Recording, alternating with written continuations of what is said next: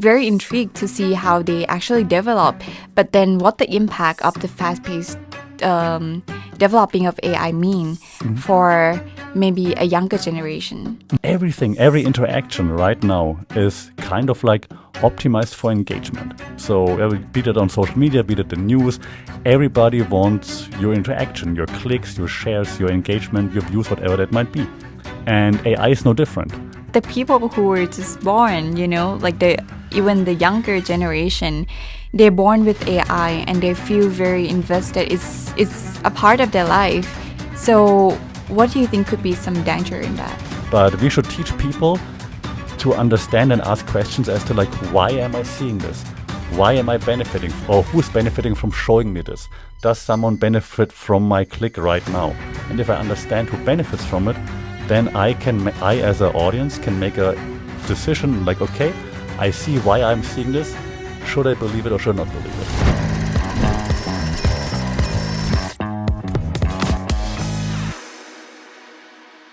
Media มีเรื่อง a collaboration between the Thai Media Fund and the journalism program at the Faculty of Journalism and Mass Communication at Thammasat University. Today we are going to be talking about how we ourselves should prepare for AI everything world. And with me today is Ajahn Sascha Funk at Head of Media Studies at Thammasat University. Hello and welcome to the podcast. Thank you very much for having me. Very excited to be here. Today we are going to talk about a very hot topics for today.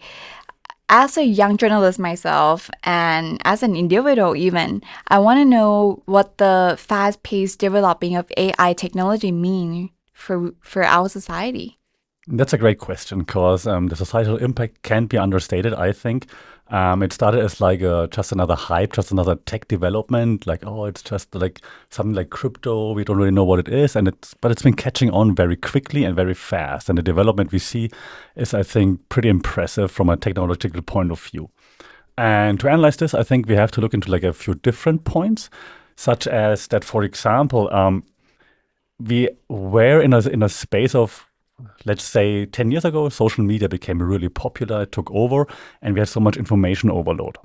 But now we have still the same amount of information, or even more information, but it's not just information overload, it's also more of algorithmic overload. So the algorithm kind of decides what kind of information do we see, when do we see it, and this shapes how we interact with it. So I think that's something that's important to understand, because it shapes our everyday life. You were on social media, for example, and you and I, we don't see the same things. Even though we have the same interest, we are interested in journalism, mass communication, for example, we see different things. We're interested in the daily news, we're interested in Gaza, Israel, whatever that might be, but we see different viewpoints on the same issues. So it's very hard to figure out what should we be talking about, for example, because you see it one angle, I see a different angle, and it's all based on the algorithm that gets to know you better the more you interact with it. And the advancement of AI, right? It's growing very fast. If we talk about 5 years or 10 years ago, or even when the ChatGPT just started,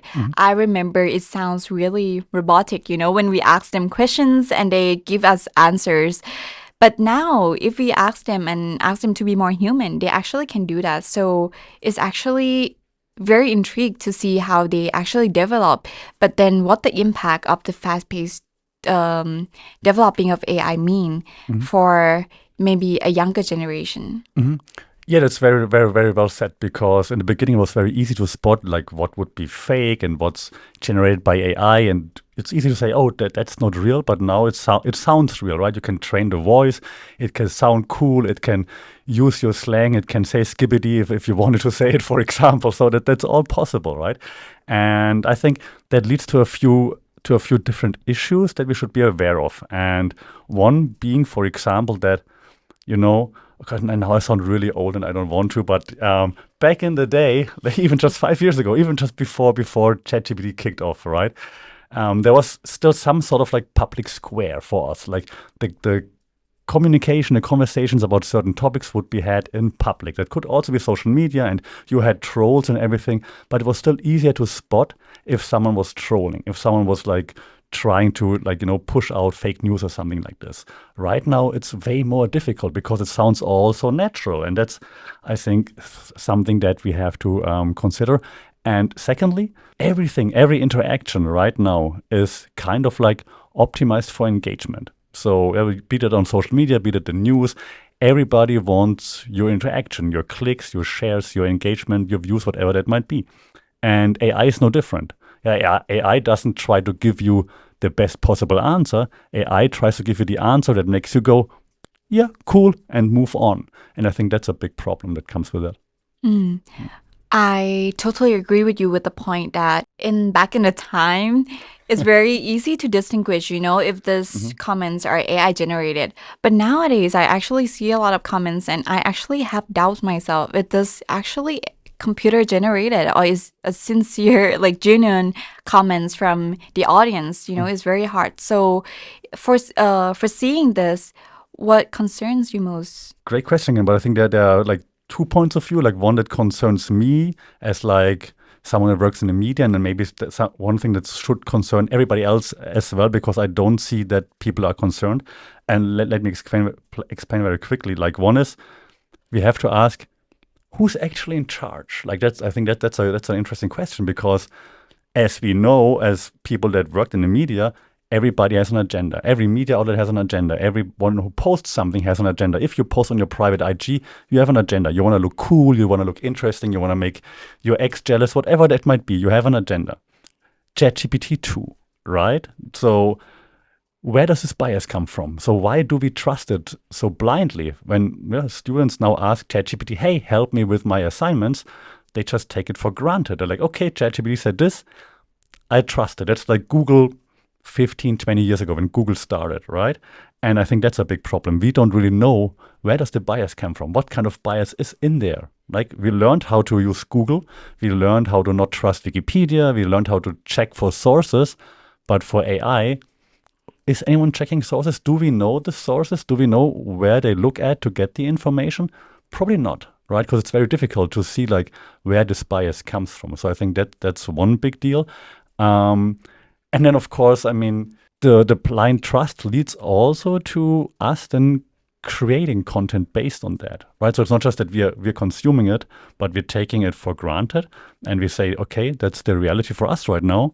So my behavior is based on what I learn from the AI, and I think that's also something we should, be more careful about or consider, because it all comes down to who's controlling the narrative in the end. Right? Who's telling us what's right, what's wrong, and we then run with it. And that could be an issue. Because all these technologies, there are people behind it. It doesn't just grow on itself, right? But another point that you raised that actually got my interest is that I used to be wondering, if I were still in the university or in school today and I have assignments, do I write it myself? When I can just pop up to ChatGPT and it gives me answers in 1 second, right? So I actually asked my friends who's still in the uni and doing a thesis, and she was like, I don't know how to write anymore because I can just put it on ChatGPT, right? How scaring is that? Yeah, it's scary in a sense, what I just said, that it's scary that we're outsourcing. We're outsourcing thinking. We're outsourcing writing. For writing, I'm not even mad at it. I tell my students, you can use AI. I'm not mad at it. Use AI because you have to learn how to use it in a smart way. I am mad at you if you're copy-pasting, because that just doesn't make sense. You have to train the AI so that it does something of value, that it creates value. Then it's okay. I had lots of discussions with my current students about that. It's like, yeah, you're digital natives, which is great. Gen Z, digital native, fantastic. You grow up with technology. You're native with technology.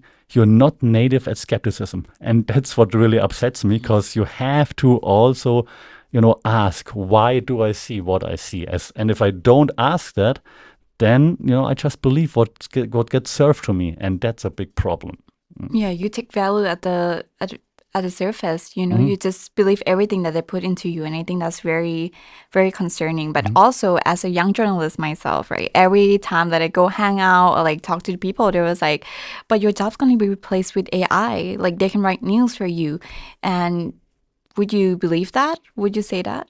I think that while AI can help with writing, I don't think we can replace like real journalism with it. And that goes for any kind of work. So yes, will it replace some kind of work, like for example TMC write-ups? Yeah, sure, the AI can do that, no problem.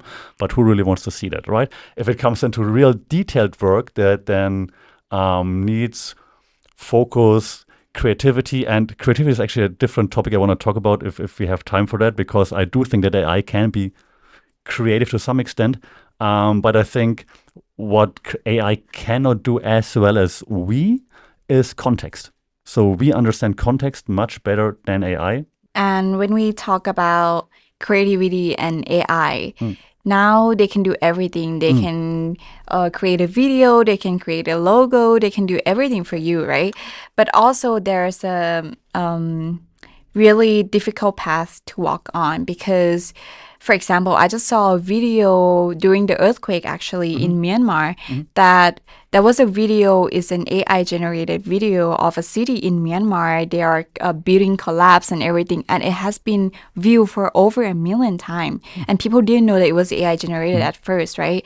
Until recently that they came, that people found out that it was actually AI generated. But I mean, the huge amount of engagement of these fake video, deepfake video, what do you think about that? Yeah, that's exactly the problem. Because, like I said, everything is like created based on engagement, on monetization. You get 1 million views, you can monetize it, you make some money with it. That's a problem. And of course, that's why people should be able to spot deep fakes or should understand when is something real, when it is not. But I think actually it goes like way further than just saying, okay, this is fake, this is not, because right now it's getting harder and harder to understand that. So we should be teaching people not just, hey, that's how you spot if something's fake. Like you have to look at like the quick cuts, for example, or like when the building collapses, you have to look at like, you know, the cut scenes, or if you see like some pixels or something, because it's hard, especially on your phone, it's very hard to do that. But we should teach people to understand and ask questions as to like, why am I seeing this? Why am I benefiting? Or who's benefiting from showing me this? Does someone benefit from my click right now? And if I understand who benefits from it, then I as an audience can make a decision like, okay, I see why I'm seeing this. Should I believe it or should I not believe it? I'm wondering, we talk about a lot of disadvantages that the AI could pose at, right? But I also wanted to know that in this fast developing AI, what gives you hopes? Okay, great question. I'm glad you asked this question because I sound like a hater right now. Actually, I love AI. I do research on AI and I make my students use AI. So I'm a big proponent of AI. So AI is great. It's great tool to help. It's a great tool to automate tasks, for example. I think it's awesome to use because it can help you to actually focus on more important work, for example. Like if it's okay to outsource certain tasks. For example, I also have a podcast, right? And I'm terrible at like graphic design and all those things. So if I can make logos with AI, I'm happy to do that. So, but it doesn't mean that you outsource everything to AI. That doesn't mean that you just blindly trust it. So what gives me hope is that the development really has come a long way, and that the ways to apply it and to use it are getting more like real world applicable. It's not just creating quick fake videos anymore. I think it's also another very interesting topic is that our generation, you and me, we still have the world before and after AI.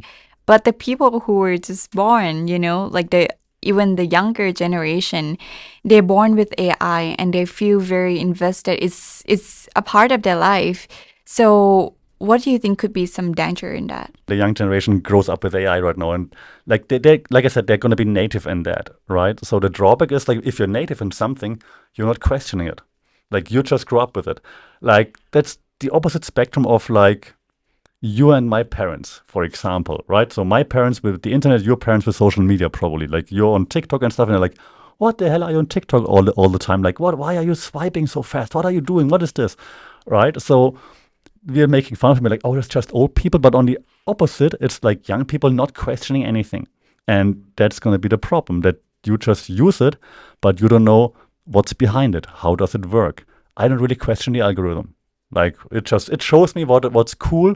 I don't really wonder why. I don't ask why. the next generation, Gen Alpha, they're going to be using AI and they're not going to be asking like, why does ChatGPT tell me to do this? AI will affect their mental health in the future because they're so, they grew up with it and they spend almost every minute of their life in social media and in internet, right? And with the AI, how would that affect their mental health? So first of all, I think that AI can have like a way bigger impact on mental health than social media alone. And I think AI is not just ChatGPT or Gemini, because AI, of course, is also part of the social media ecosystem, right? So the algorithms adjust faster than ever before. Yeah, they personalize everything. Yeah, right now there's like a buzzword in communication marketing, it's like hyper-personalization, which basically means that every content that you see is hyper-personalized. It's personalized to the person actually interacting. So even though, like I said earlier, we have similar interests, we're seeing completely different things based on who we are, what we clicked, our interests, and so on, right? So it's hyper-personalized.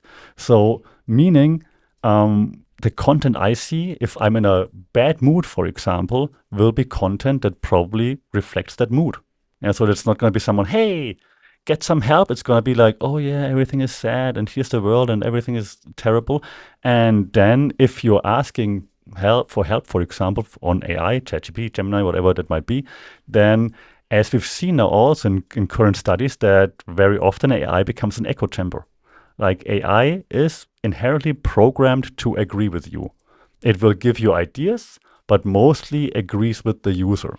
So if you say, hey, I know that the world is terrible and no one loves me and whatnot, for example, it will not say, yes, you're right, but it will say like, I understand and yeah, maybe you have a good point, and then it will keep you in that echo chamber, right? So that could be like an issue, for example, for mental health. Also, of course, what I said earlier, optimized for engagement. Everything is optimized for engagement. AI too, right? AI wants that, yes, thank you, that yes, everything is cool, give me the next thing. AI is also optimized for engagement. And last thing on that, I think when AI becomes even more popular, and it's already at a point where students in class, for example, they rather ask ChatGPT than Google. So I think we're close to the point where content creators don't only think about, I need to appear in Google or on IG when people search for something.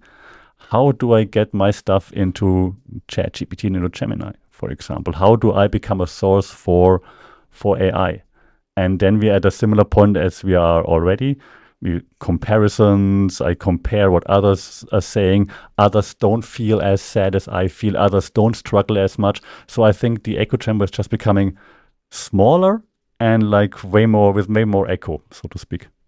I do agree that AI could actually amplifying the echo chambers because if you believe some ideology or like political, opinions, they would just give you more of that contents and less of the other side contents, and that's how the society become very polarized in that sense, and that could be very dangerous, right? What do you think about that?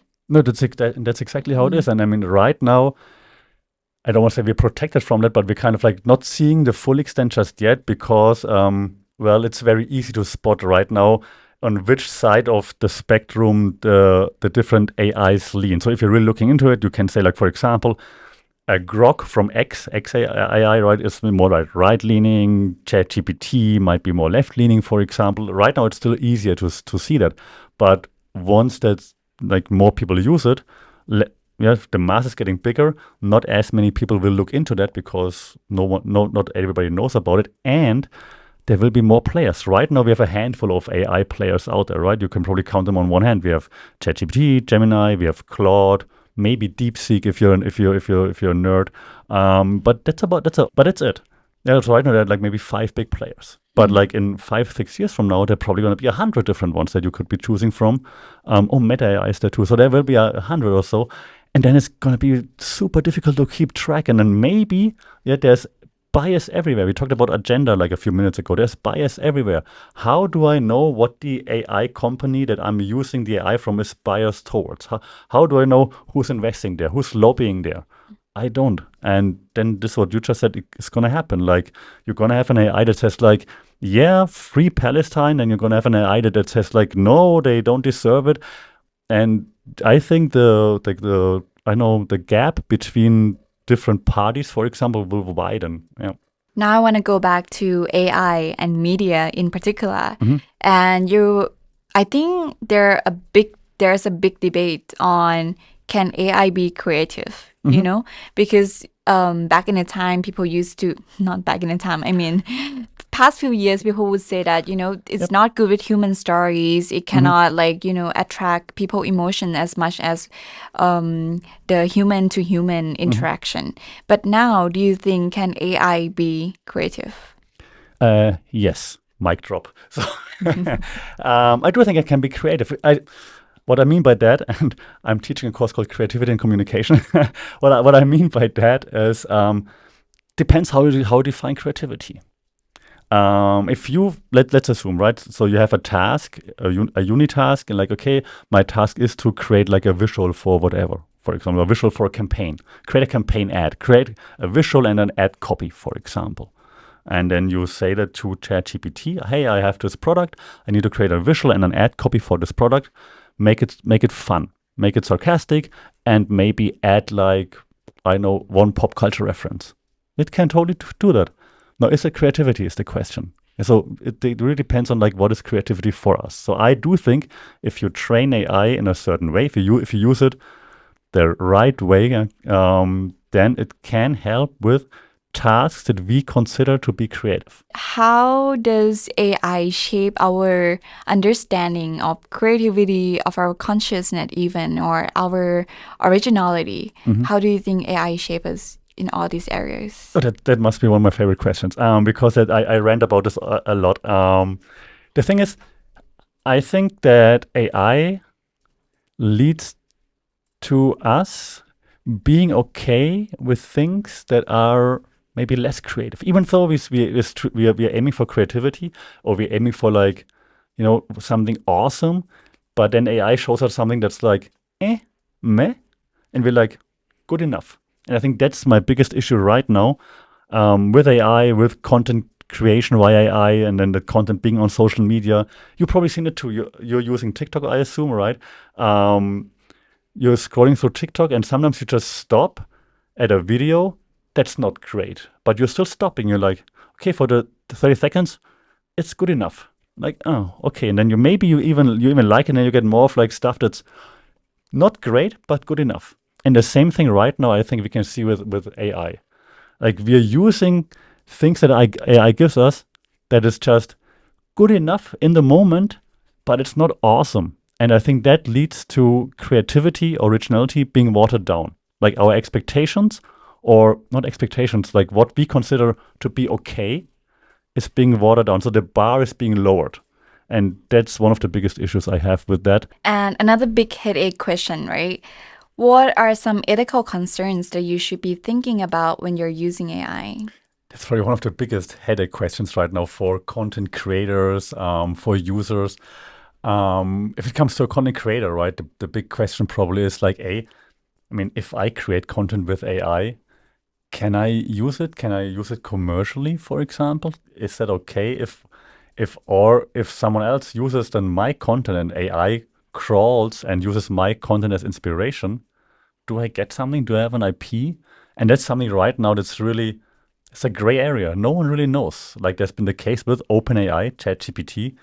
Apparently, they crawled Google videos to learn information from Google videos, but it didn't ask for consent.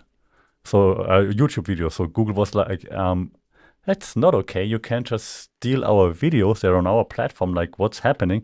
But there has been no ruling, no nothing really out there. So that's a really gray area right now. So if you have ethics, you're probably saying okay, I can't just take inspiration from everything out there without mentioning it. But there's really no law as of right now in this regard. So what should you be thinking before, during, and after using AI? I appreciate that question. And so what should you be looking into before, right? Before you use AI, maybe think about which AI tool to use. Why are you using that one, for example? That might also be easier said than done because you don't necessarily always have access to the same AI tools, for example. Also, if you subscribe to ChatGPT, you might not be willing to then use Gemini, for example, because you have ChatGPT Plus or Premium or whatnot. Or people who don't subscribe, who just use the free versions, that's also something you should be thinking of. The free versions are limited, right? Of course, the premium versions, for example, if you subscribe to Premium and I subscribe to free, our responses will be different. That's also something we didn't even elaborate on yet, but there's a huge difference in there as well, which also leads to like a huge difference in the results people are seeing. So the digital divide is also getting bigger there. So think about what tool are you using?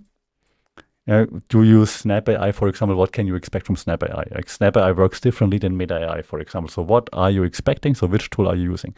The biggest thing that you should be thinking of, I think, is during, what information do you share? Are you willing to really share all your information? Do you know what's happening to the information?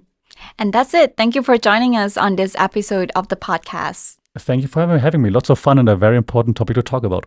And if you want to hear more about AI, you can follow his podcast, Funk It, all across the channel. And don't forget to be more mindful, critical, and be skeptical when using AI. It's a great tool and you cannot escape it. And don't forget to let us know what you think about this episode below in the comment.